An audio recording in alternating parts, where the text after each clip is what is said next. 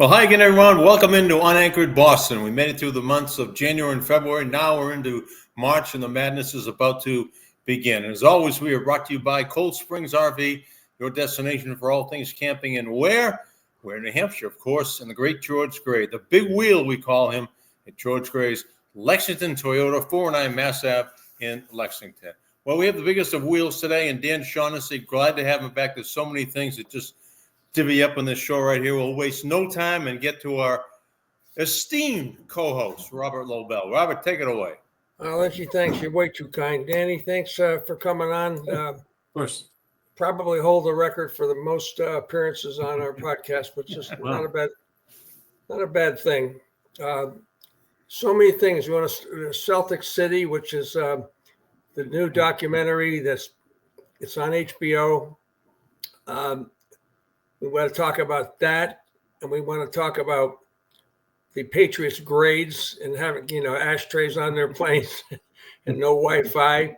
And you had a great column, a really powerful column about Pete Rose and the Baseball Hall of Fame, which I know is near and dear to your heart, and all about the clause that stands in the way of many of these guys and how there's no clause in the end. Anyway, just on and on and on.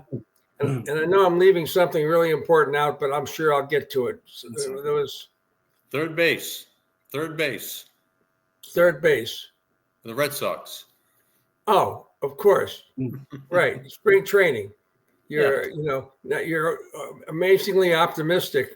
Unshaughnessy like optimism is flowing out from the streets of Groton.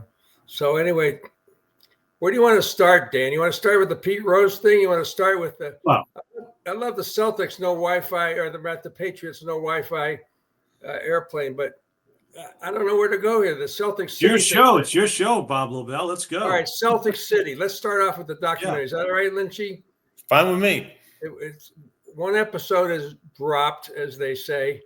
I don't know how many episodes you've seen, Danny, but you were involved in putting this whole thing together. So maybe you can give us some background to this whole thing, because this is a remarkable documentary. Yeah, I'm thinking about it more. I'm wondering what the national appeal will be. I mean, Celtics are kind of like, obviously we're all about them here. And, Mike and I grew up with it. I was in high school before I realized they don't win the championship every year. I mean, It's like, really? It was like, it's crazy. 8 straight, but it was a great thing to grow up with. I just wonder nationally if it'll have the appeal. I love this thing. I've only seen 2. There's 9 parts. They're each about an hour. It's a Bill Simmons brainchild, and he's a very talented guy. I've had issues with his MO overall, but there's no questioning his talent, and his love for the Celtics clearly comes out here. And HBO, they have the money to go get everybody, and they did. I mean, they got archival stuff. And then they went and got the living people, Satch and Cousy and Casey Jones' daughters and Red Auerbach's daughter. I mean, they're everywhere. So, so I watched part 1 twice just because I wanted to kind of reinforce it a little bit in my head. I really liked it a lot. But I do wonder the national appeal of something like this. The whole Celtic-Laker thing, I mean, it's really coming back. I mean, there's another Laker, there's a stupid TV show on Netflix patterned on the Jerry Buss family. His daughter, it's Kate Hudson playing Jeannie Buss. And I looked at the executive producers. It's Kurt Rambis' wife and daughter. I mean, it's like, so they've got that going on. Of course, the HBO had that other thing on the Lakers, the kind of docu-fiction thing with Adrian Brody, whatever his name is, just won the Oscar, played Pat Riley and all that goofy stuff. And I really enjoyed it. It was entertaining and wildly inaccurate, but who could get hung up on that too much? And, the Celtics-Lakers played Saturday night at the Boston Garden. The Lakers are legitimate thought to be in the finals this year. They've kind of snuck up on everybody after the Luka trade. And now, they've 2 seed in the West, and they got LeBron James, 40 years old. How great would that be? Celtics-Lakers again in the NBA finals. Because again, Mike and I grew up with the 60s version of that. We saw it again with the second big 3, Garnett, Pierce, Ray Allen. They played twice in the finals, and there's this whole Celtics have 18 banners and the Lakers have 17, but some are won in Minneapolis and that whole thing. And There's all kinds of byplay there, and I would just love it if it did advance to that in June. That said, this documentary, part one, is you've been able to see it, was all history. Part two drops tonight, Monday night, and I'm anxious to see that. I saw part five because there was a premiere in Boston at the Revere Hotel, and all the Celtic royalty came out for it, and the old timers are there, Rick Weitzman and Mal Graham, and just great, and today's coaches and players were all there, and Max was there, and that was right in the middle of it. The years I covered the team, 84, 5, 6, and you will love that one. So it's really entertaining for me, and the notion that there's going to be 9 of these is amazing. So, yeah, I feel very blessed to have grown up with that, and I think Mike and I are kind of big on high school sports and traditions and all that, and to grow up here with that as a model, it made everybody better. You didn't have to be the high scorer. The Celtics never had the high scorer, but they always won. And just Red's little tricks that Red taught us. In most high schools, there was only a scoreboard at one end of the court. Right. And visitors had the choice of, which basket they would use first half, second half. So when you came out for warm-ups on the road, you looked for where the scoreboard was, and you went the other way for the first half. That way we'll be facing the scoreboard in the second half. There was a million little things like that. And just the team play, sharing the ball, winning championships, and kind of a team above self. The Celtics really had that because Bill Russell, their best player, wasn't a stat leader, and blocking the ball and keeping it in bounds and getting it to your teammates, the fast break, all that stuff. So we were lucky, and I think coaches here were lucky to have that as a model for all of us to grow up with. And it developed a generations of young players who really had, I think, the values you want your players to have for the sport. So anyway, long answer. Your next question. I watched episode number 1, and for a guy who grew up here, it was very nostalgic, but I didn't find it very informative. Now maybe it was just laying the groundwork for what is to come, and I'm sure there's going to be a lot of things in there that we may not even have known. You wrote about one of them last week with Robert Parrish, and I just hope it digs a little deeper beneath the surface in episodes 2 through 9. Well, you're right. Then that kind of goes to where I came in on this, which is for the rest of the country, it is informative. They don't know all the stuff that you and I mean, yeah, it's like, it's like telling us the alphabet. We knew that when we were 5 years old. So now, but I think that for the rest of the country, it is informative. And for us, a lot of that's old stuff, but it's kind of like the skating competition, Mike. They got to do the compulsories before they get to free skate. And I think that's kind of what they're doing now. Well, the whole Paris thing, as Lynchy was referring to, was that he never stepped in to intercede on the Dr. J. Larry Bird fight during an early regular season game. And that was amazing. I was the beat guy at that time. I remembered it well, and watching part 5 of the series, and it's all 84, 5, 6. Sure, the Dr. J. Larry fight, famous pictures at each other's throats. It was a very memorable moment. 2 icons of the NBA, and they were both embarrassed about it. And Larry was never happy with that because Moses Malone and Barkley were holding him back, and Doc was getting a couple licks in while Larry was being held by Sixer teammates. So there was that. And then to hear Parrish come on in the documentary and say, yeah, I didn't come to Larry's defense because a year earlier he didn't back me when I sat out my contract holdout dispute. I'm thinking, wow, he was really harboring that. That explains a lot. Yeah. And 40 years later, he's bringing it up again out of nowhere. So that was new news to me. And I was the beat guy. I knew everything going on with that team. And I went back to the files and looked at the stories I wrote. And one of them said, Robert Parrish, the only player not fined $500 for coming off the bench. And now we know why. He was harboring that. And it was ridiculous. But it explains. And Chief to this day doesn't show up at some of their reunions and things like that. And I know when the Larry Museum was dedicated in Terre Haute, Larry left orders, guys you don't want to talk to, and Chief was one of them. So they didn't interview Chief for that. Some of our colleagues have told me that wasn't particularly pointed. I think it was. But in any event, and I think Chief was always resentful that Danny Ainge, Kevin McHale, and Larry didn't hire him as an assistant coach or some but Chief always wanted these no-show jobs. I mean, you guys were there. Who likes basketball less than Robert Parrish? If he weren't 7 feet tall, there's no way he'd have had any interest in the sport.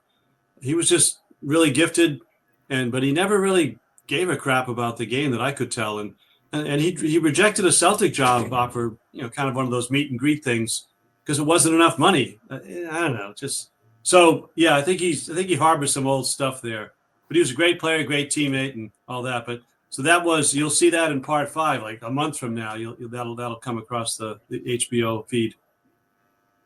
I thought there was some. I love the Johnny Most picture. There must have been. I can't believe that sport coat he was wearing. The one, it was maybe a 5-second shot. It was unbelievable. It'll be forever etched in my mind. Just that 5 seconds of seeing Johnny Most. Well, they said they did their research. I mean, and they really haven't even scratched the surface yet because it was so much was background and so much was Cousy and about how Auerbach didn't want Cousy and how Cousy. Well, everybody that was Irish in Boston wanted to go to Holy Cross and all this. It's just stuff, really good stuff. Lynchy, the Harvard guy, I'll tell you one because I walked into that. I didn't even know I was Irish till I got to Holy Cross. You grew up in Groton. It wasn't a big thing. It was a big Episcopal town and very few Catholics, all that. But at Holy Cross, wow, all these people like me. And then when I came to Boston, those old Globe writers, and you can see, I experienced some of that tension. The Russell, Cousy, they loved an Irish guy from Holy Cross. Cliff Keane and the whole raft of them, guys at the Herald Traveler, and I felt that because I knew these guys they're so nice to me, and I think that was part of it. But if you weren't of that, if you were Jewish or African American or something, I don't think you didn't get that kind of treatment. And courtesies that were extended to me.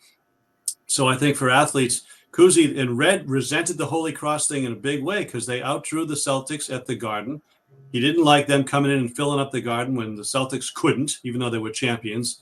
And he never liked it.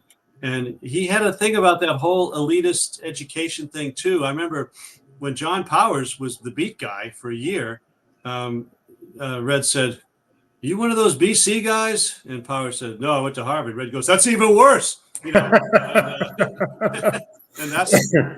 that's the way he felt. Tell me the story about Ben Kerner, about the Rochester Royal owner when Auerbach punched him out because of the fight. And Red had worked for Ben Kerner. He had been his coach, so they knew one another quite well. And game 3 or 5, it's in St. Louis, and Sharman says the basket's not 10 feet. And it's the NBA Finals, and they roll out the ladder, and Kerner comes down from his perch and yelling at Red. And Red's always taught, New York City guy, hit first and ask questions later, and he did, and that he actually punched the owner of the other team before the game. This was the NBA Finals, great stuff. We're allowed to use bad words here, right? Because this is a thing. So, and you'll like this. So when I worked at the Washington Star, Steve Hershey was the columnist. And Red always cared about what was written about the Celtics in the Washington papers because Dorothy and the girls lived in Washington and Red was from Washington. So he knew and stuff. So, and Hershey was roughing up the Celtics. This is in the 70s. And he goes to the Garden and his seat is in the third deck, up in the halo or whatever they called it then. And he's like, "What is up?" He asked Powers, who's the beat guy. He says, "What's going on?" And Powers says, "Yeah, Red doesn't like what you write about in Washington Star, so you're upstairs." He can't do that. Talk to him, will you? So Powers goes to Red, says, "Yeah, Red, that's not really. You shouldn't do that. Punish the guy, move his chair up there." Red says to Powers, "You're Irish. You know how it goes. You fuck me, I fuck you." That was it. That was Red's logic. What was stunning was how they kept showing that they must have shown 50 shots of Auerbach on the bench, and it's him by himself with Buddy LaRue usually next to him, and no assistant coaches.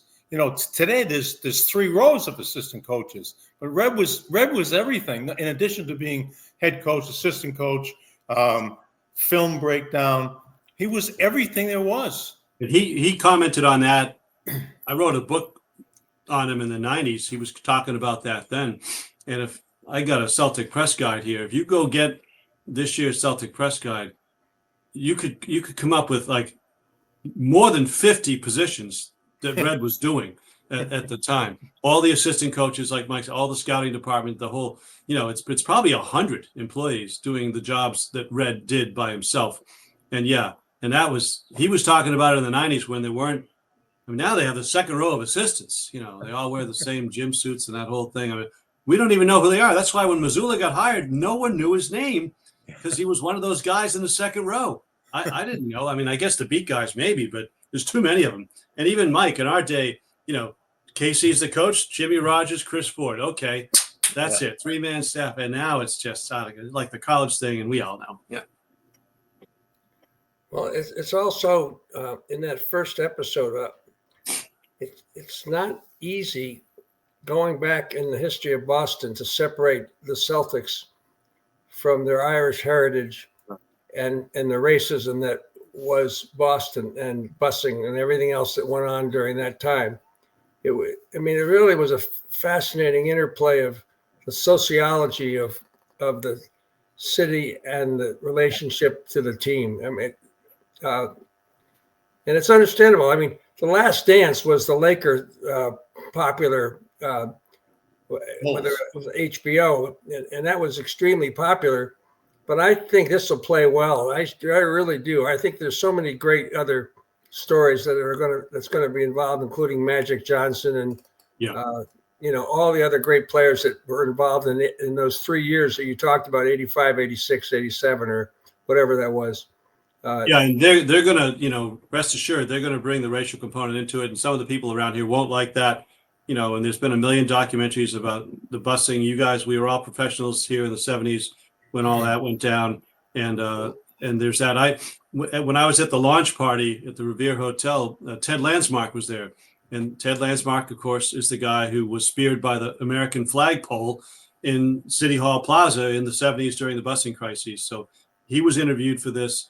Lawrence O'Donnell of MSNBC, who you've seen, has a lot of opinions on this matter. Howard Bryant and a cast of people with firsthand knowledge of how Black people are treated in Boston, how they have been treated in Boston. And again, Mike and I being local, we know there's always going to be one or two jerks everywhere, and this stuff does happen.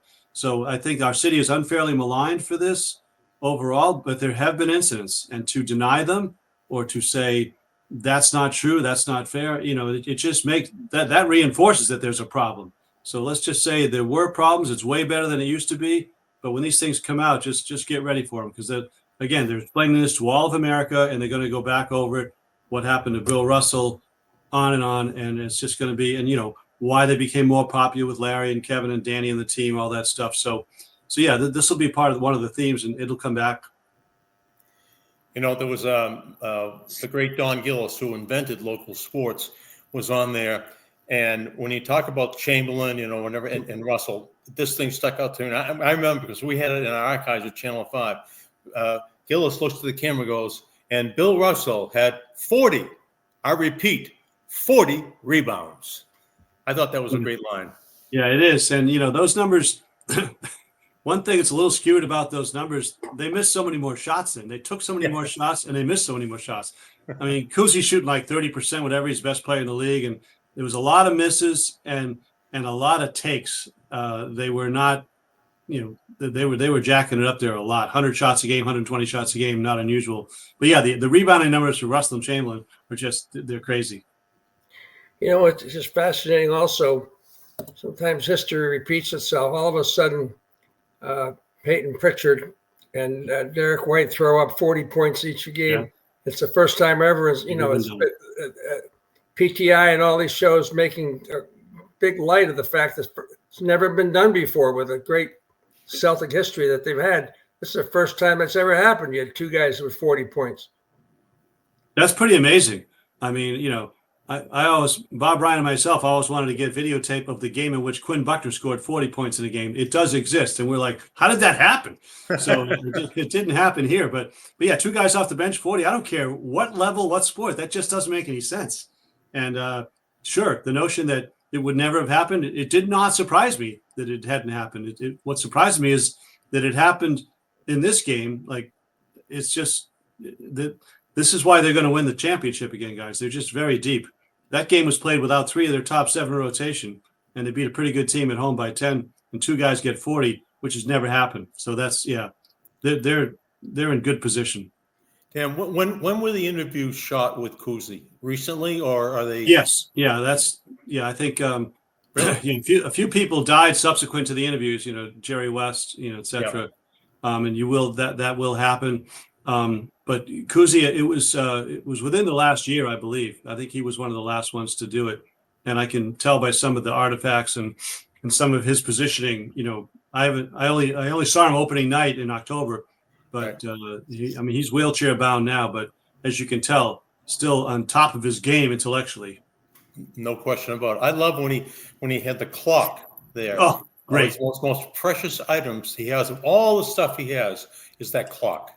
And that I think of the value of that clock. I mean, just the way it's inscribed from the Russells to the Cousys, it gives me chills just thinking about it. So it's you and I hit the same points here because I watched that twice just for that. Yeah, that was something. I mean, he's just sitting there, and this is a guy that has got all these memorabilia all over. I mean, as much as anybody, and that's when you cut to the chase to Bob Cousy. That's who he is. And even that book he wrote a couple of years ago of how he regretted he didn't do more for his relationship with Bill Russell. Yeah, he's a very thoughtful man and a very open-minded man. He pays attention to everything. He reads everything. He watches everything. He's a big Maura Healey fan. Yeah, he's got a stack of books, and he's got books to get to. He gets through 2 or 3 books a week. He's unbelievable. He's of the stories that you covered in your last 2 columns, including this Sunday's column about Pete Rose. Okay, you got the Celtics City, you got the Patriots grades, which seems like it might have faded in the background, but not necessarily. The Patriot, and you got Pete Rose. And you got the Red Sox. Where do these stories rank in your mind, Dan, as to the gravity of those? Is it the Pete Rose story? Is it? Oh no, I mean, I just wrote the Rose thing just because, Trump got involved, and that's interesting. And I mean, I was there in 1989 when Giamatti, died, and after 2 weeks after the sanctions on Rose. 36 years later, we're still talking about this. That amazed me in itself. And the notion that the day after Trump sent out the tweet saying Pete should be in the Hall of Fame and I'm going to pardon him. Pardon him for what? For his tax evasion? I mean, Pete was a convicted felon on tax evasion. I don't know what good that's going to do with MLB, but and just then we learned the next day from ESPN that Manfred has met with Rose's family and his attorney to reconsider his status on the permanently ineligible list. I mean, I don't think anyone who's on that list ever died while on it, and Pete did, so he's no longer living. He can't do any damage anymore. Will the commission reconsider? So you had those things back to back, and I just thought, well, let's comb through this again. There's a lot of misunderstanding about the issue, and it's long and boring and needn't get into it, but I just thought it's sort of newly revived, and there's always a lot of support for Pete, and I understand that because he's one of the greatest players who ever lived. Baseball has some standards where a few great players who aren't in there because of it. Baseball cares about transgressions on field and off field, and Shoeless Joe Jackson's not in there, Mark McGuire's not in there, Roger Clemens isn't in there, Barry Bonds isn't there. All different things, whether it was the voters or in Pete's case the list, etc. But it's an emotional issue, so I just tried to go through it and clear it up a little bit, and everybody can make up their own minds. But if Manfred declares him off that list, he'll never go to the writer's ballot. He would then go to the committee, which is 16 Hall of Famers and executives and maybe 2 or 3 media members. And that committee, 12 of the 16 have to vote for him to get in. The earliest it could happen is 2028, based on the rotations of the cycles of those committees, Pete's era. So if Manfred says, you know what, he's no longer on the permanently ineligible list, then Pete will go to the Hall of Fame committees, and a committee of 16, they would be his peers. 8 of them would be Hall of Fame players. and the other 8 would be executives and a couple of media members, and he would need to get 12 of the 16. That's the committee that votes on Louis Tion, Dwight Evans, etc. And it changes.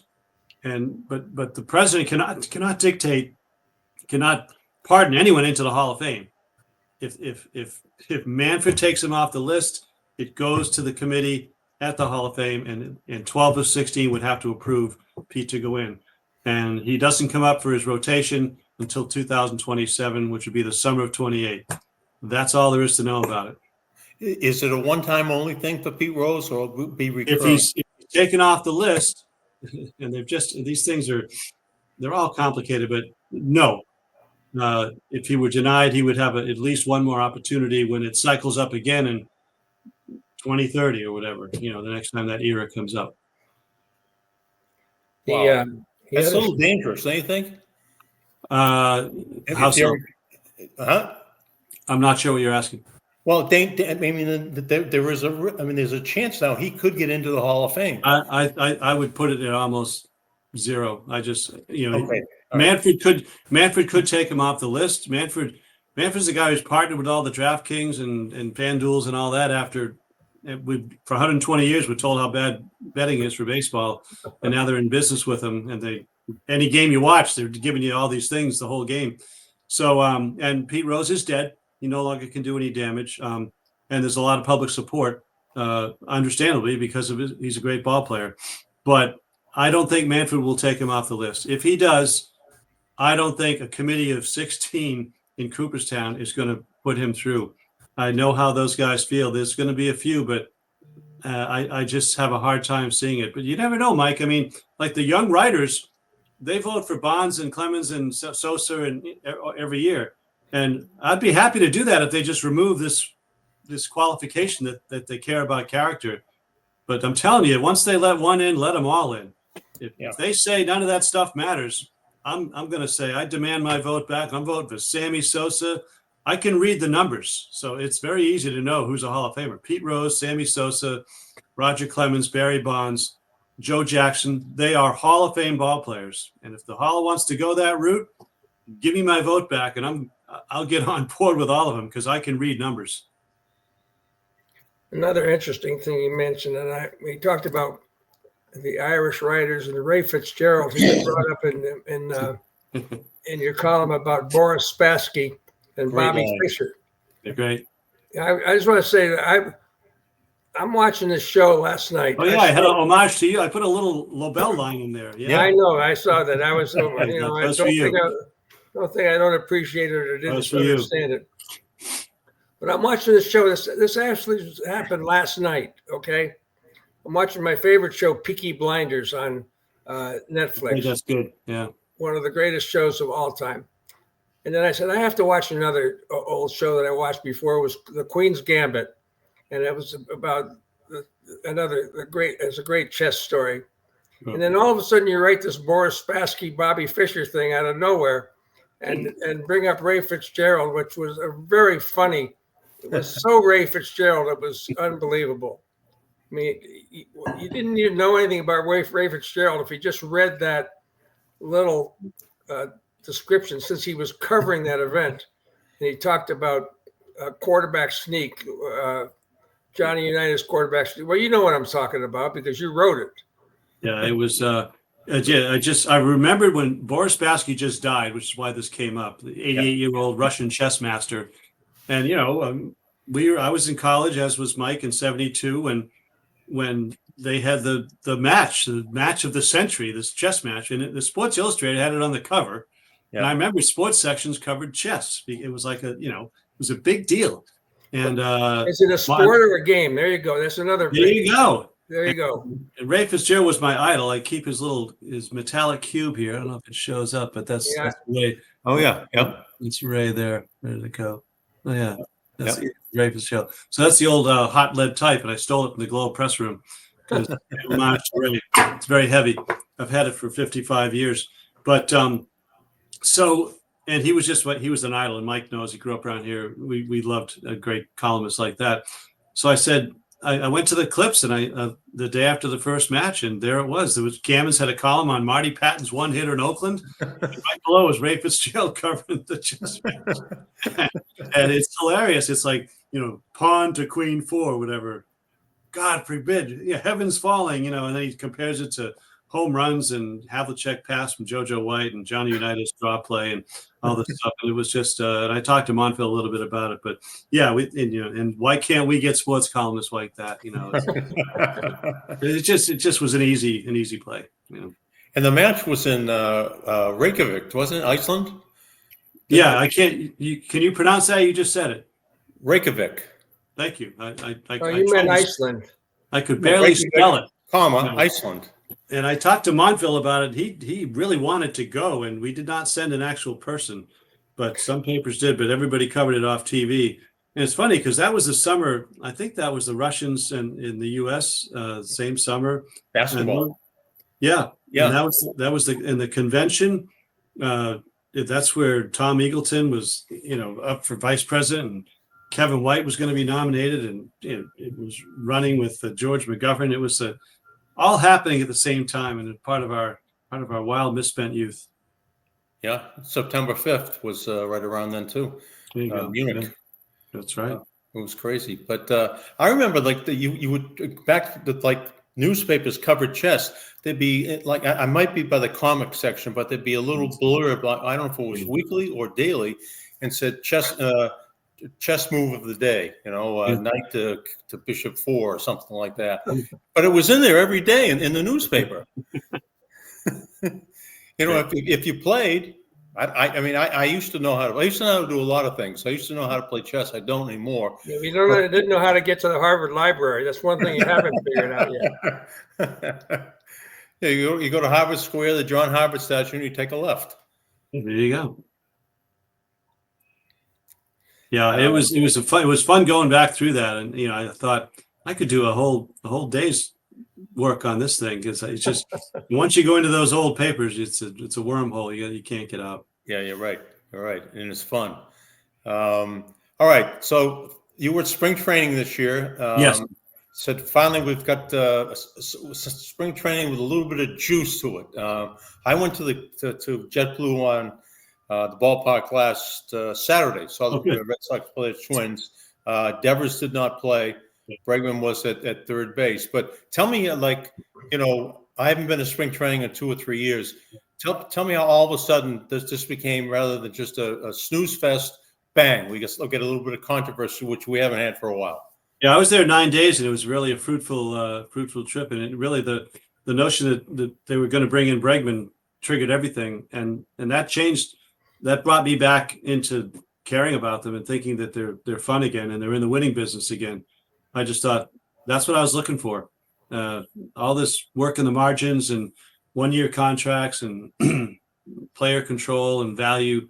I just, what we got was 5 years of dreadful mediocrity, boredom, illusion of contention, just giving fans the finger, I thought.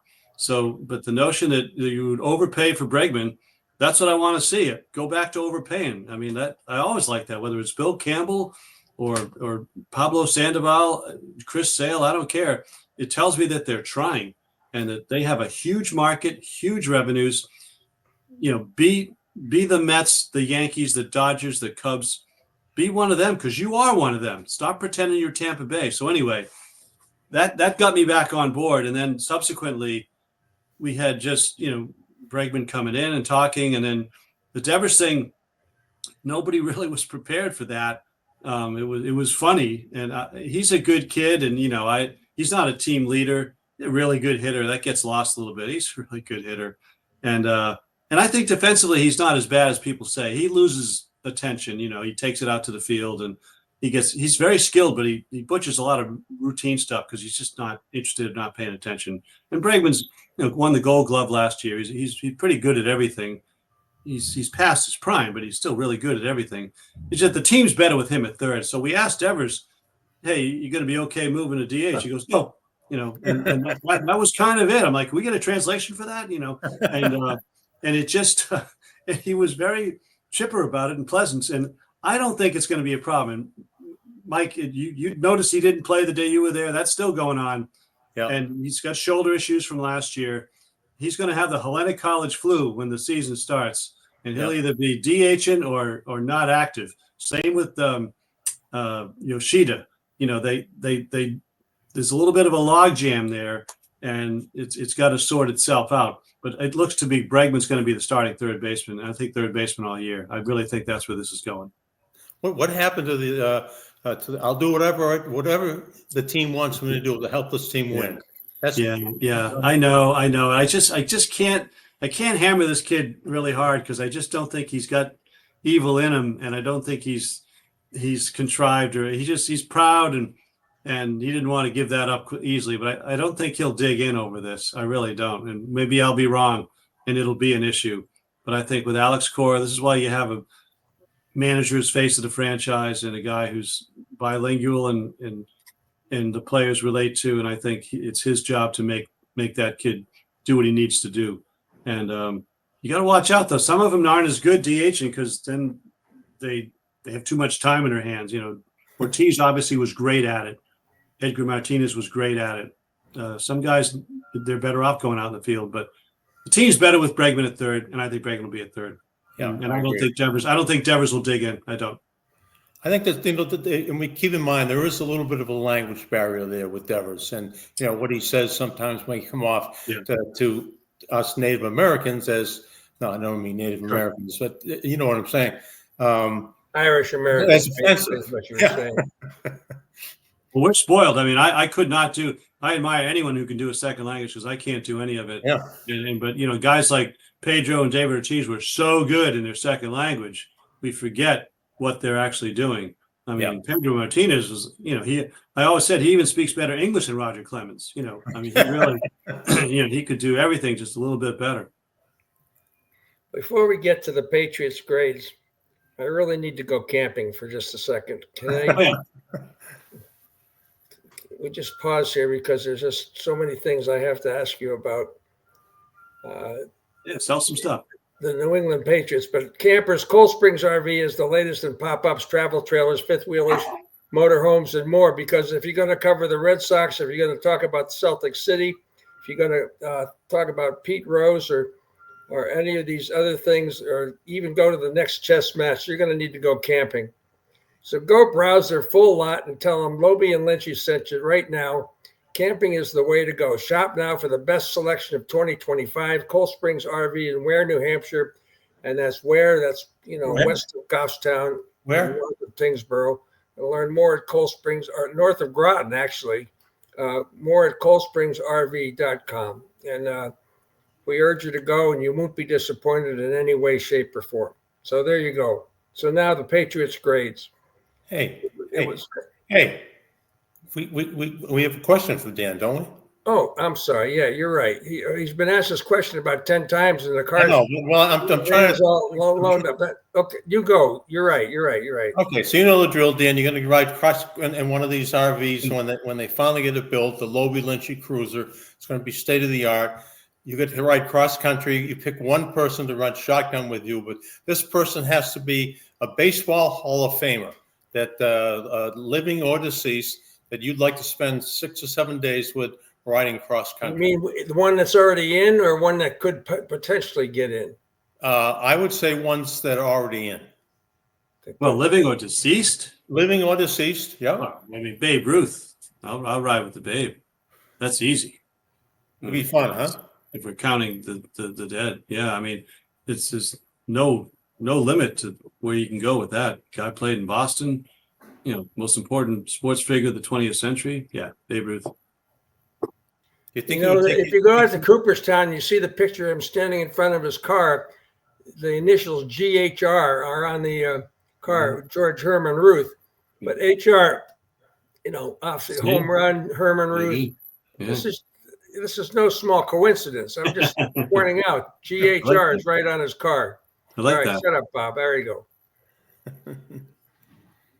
Excellent, Bob. All right, so George Herman Ruth, that's a great pick. I think it would take you more than 6 or 7 days with him, because I think he'd be making a lot of stops. A lot of stops. Yeah, yep. A lot of stops along the way. So with that's okay. We go for that too, right, Lobie? Yes, that was really good. That was a very, very good slant on that one. Right. Maybe I'd like to know who we take with him that's not in Yeah. that he qualified as potentially, without the clause, no Santa Claus, just who's not in that group. I'm betting it's not going to be Pete Rose. That's number one. Yeah, Pete was fun. He was really good to us. I liked Pete. Boy, not in. I mean, I don't have that much to ask Joe Jackson, or trying to think of not in.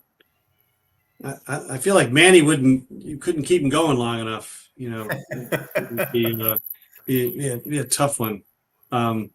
And Clemens, it would be awkward. I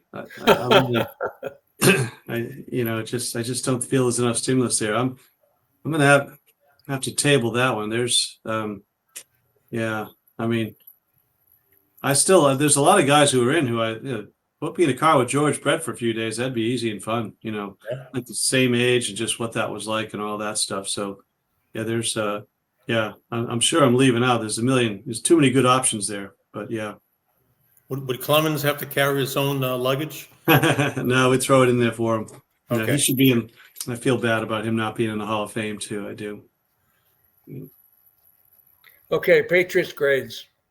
Well, I think the thing that the grades matter about the NFLPA and the Patriots coming out 31st out of 32 teams, and the owner getting a D, and we learned that the airplane doesn't have Wi-Fi and still has ashtrays in the armrests and these kinds of things. But they've got 120 million in cap space to spend. They're coming off two straight 4-win seasons. Is this a destination anymore? I mean, do they have to overpay to get guys to come here? Because there's the notion with fans every time I see Deebo Samuel or somebody moving a trade, and now free agency coming up, and why are we getting this guy? And these guys don't want to come here. And I'm not even getting into the tax thing, which I think is absurd and greedy, but evidently it matters to these guys. So, 4-win team, rookie quarterback, unknown, coach who was okay somewhere else. But Vrabel probably doesn't have the gravitas elsewhere that he has here. Because, he coached Tennessee, it was over 500, did okay. But I just don't know what the attraction to coming here is. You're not going to win, and you're going to pay higher taxes, and you've got a kid quarterback. You got no offensive line. You have the worst roster in the sport. You're going to have to overpay to get guys to come here, and I think those ratings are another part of it. You don't get treated that well. Your family, the weight room, all these amenities that they like. So that's where I think the ratings are a concern, is that it's one more thing that makes this not a destination for NFL talent. And I think we're up against it there. And everybody's feeling good about Drake May and Mike Vrabel, which is nice. That team gets a lot more positive vibe than most 4-win teams would get. Good for them. Like right now, fans are much more bullish on the Patriots than they are on the Bruins, for instance. Yeah. Bruins made the playoffs 8 straight years, but it just feels like it's all going away. Yeah. And there's either apathy or they got to blow it up, or well, the Patriots have blown it up and they're at the bottom. But I think that universally fans in the region feel better about the future of the Patriots than they do the Bruins. So go figure that. But in any event, I think that the ratings come into play because you need to have players want to come here. And right now, what's the incentive except for more cash? No, I agree. And it wasn't like a handful of players. It was like almost 1,700 players voted on this survey, which is really revealing. And we all know Robert Kraft is like Willie Loman in Death of a Salesman. He doesn't want to be liked. He wants to be well-liked by everybody. And this has got to be just irking him beyond belief. Yeah, I mean, the hits, the Krafts are the Sullivans now. Without Belichick and without Brady and without Parcells, they're the Sullivans. And there's nothing else that you can say. I mean, the Sullivans invented the team, did a good thing, got him here. Kraft kept him here. Those are good things. But beyond that, what are you getting out of your ownership group? I mean, they rode the coattails of great coaches and a great quarterback, and now they're on their own, and it's a clown show. So we need some demonstration that it's not that, and that there's going to be good direction, not meddling, and let your professionals do their job. And we need some evidence that that's there. But then those ratings compound the whole thing with they're cheap. They're not taking care of the players. And folks have been wondering for years, where's all the money going? So, I mean, it Going bears into the watching. campaign for mayor. Yeah. Yeah. I mean, it's amazing. Now, this is an amazing story, Dan. If you wrote a story about the Sullivans, that's a whole different family tree. If you wrote a story about the Crafts, and it's a whole different family tree with Jonathan going to be taking over the football team, and now Josh running for mayor. The whole dynamic is pretty amazing, actually, when you stop and think about it. And I wonder how much of an impact the perception of the team will have on the mayoral race of all things. Well, there's all kinds of conflicts there too, with the stadium issues and the soccer stadium, and it's a great Boston politics and revenge, all that drama. So there's extra layers to it. Larry Moulter's great line: politics, revenge, and sports. Right, but the brand of the Crafts has really taken a hit in the last 5 years in a big way. What about his Hall of Fame candidacy? Do you have any feelings in one way or the other about it? Same thing. I really think that inside the NFL, they're almost going out of their way to like embarrass him. That coming up with these candidates on the contributors list or whatever they call it, where it'll be somebody from 120 years ago, the leather helmet days, whatever, instead of Bob Kraft. And he's looking. Jerry Jones is in, DiBartolo's in. He's out of his mind about this, and it's just been embarrassing for them. So. And that whole structure, we did the baseball earlier. It's very complicated, and that's more of a bare knuckle brawling, smoke-filled room process. But he hasn't fared well, and everyone assumes, oh yeah, Bob Kraft's going to be in the Hall of Fame. And there's a big case. He did a lot of great things, including labor stuff and TV contracts, and then just what's happened. The franchise here was so great, but more and more it gets. Blame and credit are assigned accordingly, and more he's getting more blame and less credit for all the great things that went on here.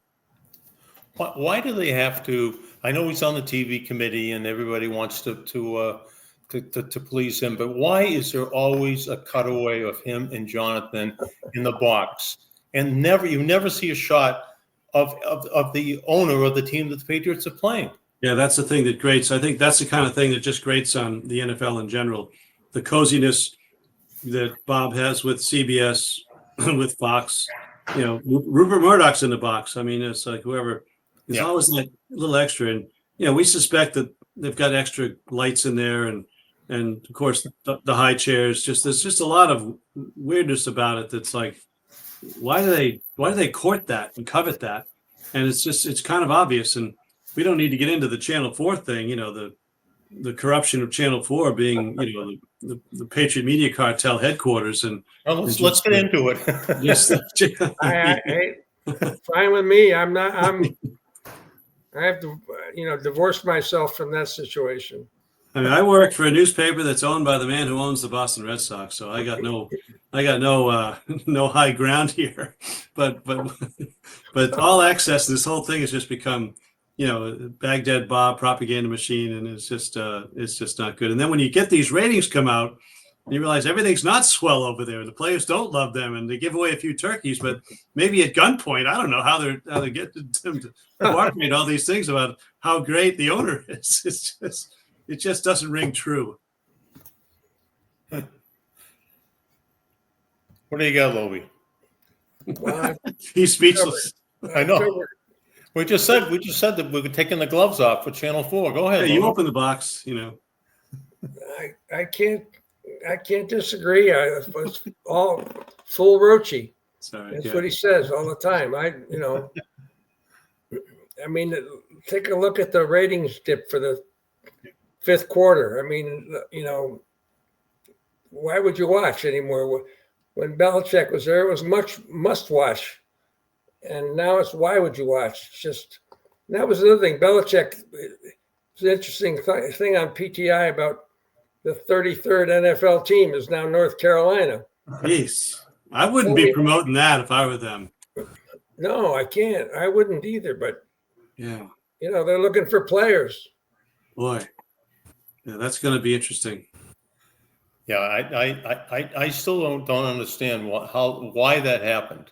I know how it happened, but I don't know why it happened. And Well, because Harvard was taken. Yeah, but I mean, he's playing in just his league alone. He's always got to deal with Miami. He's always got to deal with Florida State. He's always going to deal with Clemson. Yeah. And it's going to be hard. That's a school. Gammons went there, and he'd be the first one to tell you that it's sort of like they view themselves as like Boston College. A good competitive team, but academic standards matter. Yeah. Good luck. Yeah, that's what I say. They're on that. Their opening game is on on a Monday night on that opening weekend, I think. Oh, that's They'll good. be on TV a lot. Yeah. Yeah. Let me go back. I just want to circle back to where we started in the Celtics City, and you mentioned there are 9 episodes, and you've seen 2 of them, and or maybe 3 of them. 2. I've only seen 2. Yeah. Okay. And going back to this year's team, you wonder how it's going to end. I mean, I assume everything's been shot already, right? Oh yeah, I think it is. It's all in the bin because I know Chad Finn. He's seen all 9 of them. He's got it. Yeah.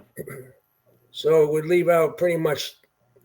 I guess it would include last year's championship, but right at the beginning, all the confetti from they use that. They use that to launch it. Yeah, sure. It's just. I would encourage anybody to check it out. I mean, it's really good. One of the great documentaries was by the Barnacle kids, the comeback. Yeah, that was Netflix. The comeback. Yeah, that was really an awesome thing, and you have to must watch TV. And this is too must watch TV. Yeah, there's a lot for Boston fans. Really, there's a lot of menu items there. Then that's going to be another one. So yeah, and it's well timed because it's going to take you right up to the playoffs. It'll be March and April. Yeah, it's perfect. And then they had Pitino was part of this. They sat with Rick. They got live stuff from Rick, and that'll be interesting to hear. It's wasn't a happy time in his life, and people have a very low opinion of Rick's tenure with the Celtics. Much of it owed to taking the title of president away from Red and that sort of thing. Red never complained in the moment about any of that stuff, but.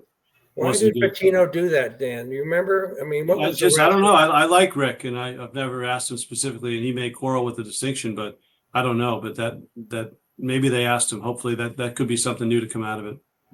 Yeah, I like Rick too, and that's we did a show with him, as you know. Alan Miller and I would go every Wednesday night to the games and hope that they'd win because we'd be taping on Thursdays, or else he'd be a prick. So. But he really was a genuine guy. I mean, I think he's done a hell of a job with St. John's this year. Yeah. We think when Rick wasn't telling the truth, he always tilted his head. He'd come at you like this. So look for that. He did have one of the great lines, Walt, that'll oh my God. Yeah.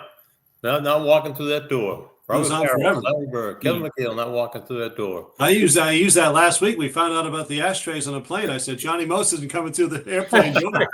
He did. It's too easy. Yeah, it writes itself, that stuff. And he and the fellowship of the miserable. Right. And the attitude in this town sucks. Right. Yeah, great clips, great audio clips for all time. God. Yeah. Yeah. So, and unfortunately, a lot of times in television, because it's so short, we measure, the success of ratings-wise and what he does for television as opposed to win-loss records. Like Belichick was actually better when the Patriots lost. Sure. Well, it was more compelling TV. Sure. Yeah. Absolutely. Yeah. I mean, you sit there like this, and some newspaper news person would come in for the first time, and they'd ask a question. You'd be going, "Oh no, please, Dan Housley." I always loved Dan Housley. He's great. I'll get him to talk. I'll crack him. The sports guys couldn't do this. I'll get him to crack. You know the story about Pitino when he got about 8 of us together at the Palm restaurant to vote on whether he should stay or go. Oh yeah, he was polling. Yeah, was Jersey Red at that one? Jersey Red was at that. Alan Miller was at that. I was at that. Sure. Jersey was there, and we went right on the table and asked what we thought. Should he stay or go? Like the Coliseum. Right. I said that's why they built the Acela, Rick, to get out of town. Yeah. Yeah. He asked me the same thing, but I think he was tilting his head when he asked me. Oh, that was a crazy one. Hey, let me get a SWAT in here for our good pal George Gray. What do you say? We got three Toyota guys here, so go ahead.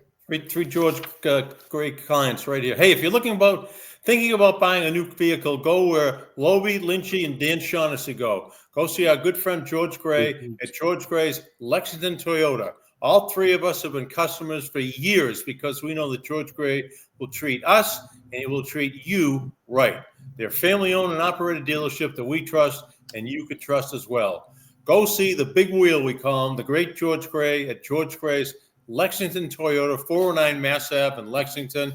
We've been customers for years, happy customers, satisfied customers, and we even socialize with George on occasion as well. He's a great guy, and go see him. I can vouch that is all true that Mike Lynch just said.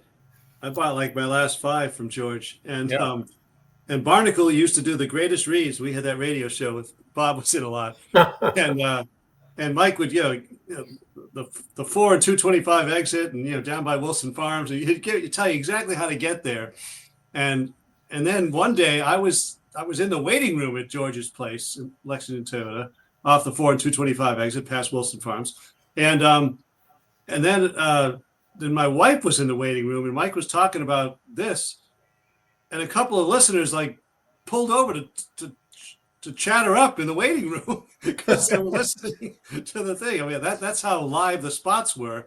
And he's like, actually, if you stop by right now, you can see Dan's wife there, and people did it. So yeah, George liked that. It was good. Yeah, last time I was in there, I was waiting to get my oil change or something, so I was upstairs, and then George sat down talking to me for about 20 minutes. Then Barnacle walks in, and he sits down, and he's got this car out front. He says, "Yeah, I want to trade. It's the 2022. I want to trade it in for 2024. It's only got 6,000 miles on it." I go, "Why are you trading it in?" But I guess Barnacle trades in cars all the time. I don't know. Yeah. Sometimes value's still high. I've done that. Yeah. Yeah, it's like Bill Belichick, trade him while the value is high, right? Yeah, trade him in before the brakes go, kind of thing. Yeah, Richard Seymour, guys like Logan Mankins, guys like that. Trade him while the value is still high. Better too soon than too late. Right, absolutely. Well, what else is going on, Dan, that we missed today? Anything that we covered? I think you guys covered it pretty good. I'm always open and available to any topics, but I can't. I'm down. So here's a guy's name, Dan. His name is Mel Riebe, Riebe. Played for the Celtics just before Cousy. He was my high school football and basketball coach. Wow. Really? What number? Ask him what number he was. I don't know. He played at Cleveland Chase Brass with before whatever league that was in before the NBA. Wow. And it's really good. His picture was up in the office. He had a picture in his basement in his house. It was a character of himself. He was, set shot, the George Mikan set shot, and then, of course, the underhand Wilt Chamberlain underhand foul shot. Yeah. That's another thing about the Celtics City, the Chamberlain Russell comparison and matchup, and it was fascinating. The whole stuff is, you sit back and. I don't care where you are in life or what you do in life. When you sit back like where we are now, the three of us that, we're on the closing side, and you stop and realize how whatever profession we've chosen and how we got here, and what we've had a chance to cover and do is pretty remarkable, really. It's almost like it's happened to somebody else. You guys get that feeling like, this didn't happen to me. This happened to somebody else, and I just happened to be watching it. Well, just again, it's just such a blessing that the championships. I mean, 13 championships in this century, and Mike and I growing up with the Celtic thing in the '60s, and the Red Sox narrative of 86 years, in our Mount Rushmore, you can make a case that the four guys are the best of all time in their sport. Bobby Orr, Bill Russell, Tom Brady. Who have I left out? Maybe Ted Williams. You can make the case. I mean, that there's never anybody better. Certainly never anybody better at the plate. So, yeah, it's just the individual stars we've had, the narratives we've had, the championships, and the losses, these epic losses. So, yeah, I mean, no better place. And we're all blessed to do the careers we chose and the paths we've had. Just no better place to have done it than this place the last 50 years. No question. Absolutely. I couldn't agree more. And, you watch some of those shots Cousy made on the montage there. If those were today, they would be the lead story on ESPN every single night. How some of those balls went off the backboard, went in the basket with his back turned to the basket. And there were a lot of them. Oh, sure. Yeah. Yeah. You notice it when you watch. Look at how big his hands are when he's talking. Huge. You're seeing this thing, and it's you see that with a lot of them. Yeah. Satch Sanders he used his hands a lot when he was talking, and I marveled at how big and long his fingers were. How about Satch Sanders saying how Auerbach wanted him to do two things? He said, "No, Red, I could score 40 points a game or whatever it was. No, I don't want you to score any points. Just rebound and play defense." I'm really happy for your college career, but we don't need that here. Right. It was pretty amazing. I mean, it's amazing what he knew. Yeah, it really was. I mean, he just he was remarkable. And all of us had a different relationship with him. And Dan, I know you had a very, very, very close relationship with Red. And he was something else. He was very irascible. A lot of people didn't like him, get along with him, but in the end, he got his way, and his way was the winning way. I wrote a whole book on him, and I went to the house in Washington. Yep. Got to know Dorothy and the girls a little bit, and everybody was really helpful, and nobody got in the way. And and when the book came out, I went over across. He had that seat in the loge across from the table where we were, where the benches were. Yep. And I said, "Red, did you see the book? What'd you think?" And he says, "Yeah, it was okay." He says, "There's one mistake." He says, "Oh, geez, we can fix that for the paperback. What do you got?" He says, "Yeah, you wrote about me and Willie going to recruit Ralph Sampson and driving over the mountains and coming back from Harrisonville, wherever he was in Virginia, and back to D.C. and arriving late at night." And he said, "Dorothy greeted us at the door in curlers." He said, "Dorothy never wore curlers." Of course, Willie had said that to me. He took note of the Dorothy and the curlers at 1 a.m, opening the door for them. And but that was the one he wanted fixed. So I don't know if we got to it or not, but he wasn't worried about anything else. I'm sure there were multiple other mistakes, but that was the one that stuck because Dorothy didn't like it. And it's amazing how he did. How he got Russell too. That's it. Yeah, I still got that. I don't know who that rando author guy was disputing the Ice Capade story. I'm not sure that guy's right. I'm still sticking with the Ice Capade story, but I need to look into that. I can thank him for getting an interview with Bill Russell.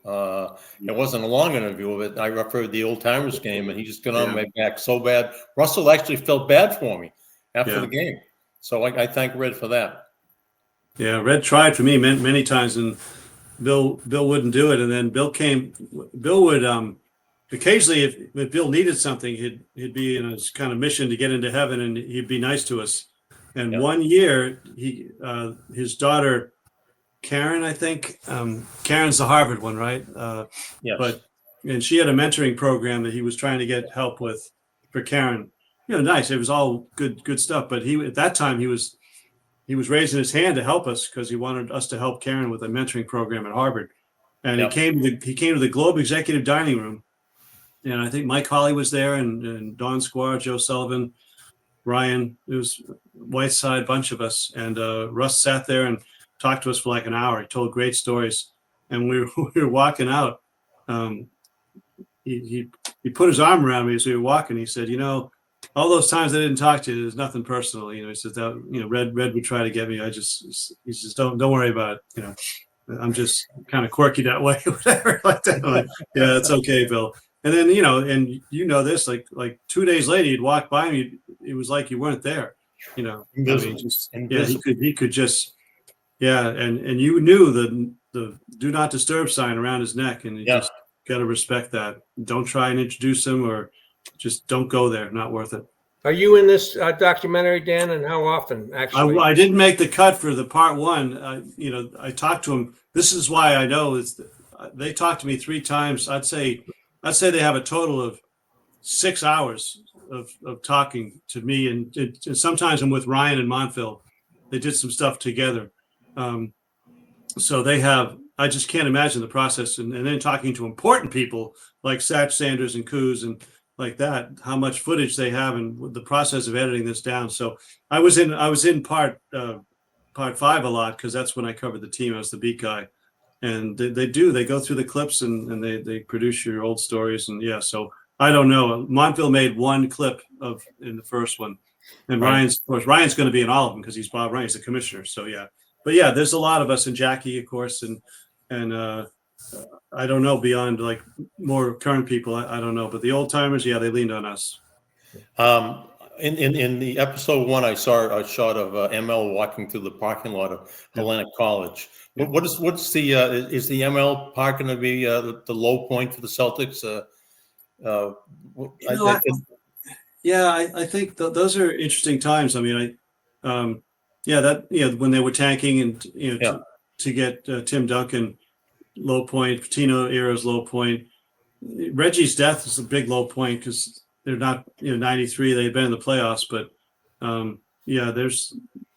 that'll be interesting. But ML's, as you know, a very cooperative guy and still very, he'll always talk to you. So I appreciate him. When I did the last book on the bird teams just during the pandemic, and he was great in that. I really enjoyed talking to him. Yeah. We had we have a trailer from the first. Can we show that right now, Mike? You want to see that? The 2024 Boston Celtics are one of the greatest teams in NBA history. We did it! It is Banner 18. I come to work out of respect for what people have laid here before. Red Auerbach used to say it best. Celtic pride. That's what it's all about. The greatest in the game, Larry Bird. First game, Boston player walks up to me and said, "Don't look up." And all these retired numbers, championship banners. I just thought this was normal. And then you go to other arenas and quickly realize it's not the same. I look at that little leprechaun, and sometimes I just want to spit in his face. Yeah, it's pretty good. It is kind of intimidating looking up there at all the numbers that are retired and all the banners. When I was a kid, we'd play in our backyard, and I'd have everybody that came over to play would have to bring a pillowcase. And we put like 1962, NBA champions on it. And we'd sort of nail them to the gutter or the garage where the basket was. It still stands today. And well, not the banners, but the backboard was there. But we wanted to have the feel of the garden. I like that. That's really good. That's I wish we had thought of that when I was a little kid. That was I'm jealous. That's a good one. Well, you went to Harvard. You went to Holy Cross. I mean, come on. And that Worthy's talking about the little logo, little leprechaun guy. The Red's brother created that. He did it in like 10 minutes. His brother's name was Zang, Z-A-N-G, and he was an artist. And Red said, "Yeah, give us the logo for this team we got." And he did that in like 10 minutes, and he never was paid for it, all that stuff like that. So, it's good. Wow. Well, Dan, this was spectacular as always. I enjoyed it. Yeah, we did. I think we got everything covered. Anything you want to go, Lobie? You all right? No, I'm very happy. We got all the things in we wanted to talk about and more. So that's great. We ended with the leprechaun creation. That was even better. Who knew? Yeah, well, I appreciate you guys. Happy to come on anytime. I'm leading the clubhouse in appearances on your fine program. And yes, you are. As you know, that's no small feat. That's good. Anytime. And you guys have a nice week, and we'll talk again soon, I'm sure. All right, Dan. All right, great job. Thank you so much. Thank you. Dan Shaughnessy is our guest. Unanchoredboston.com. Make sure you follow us.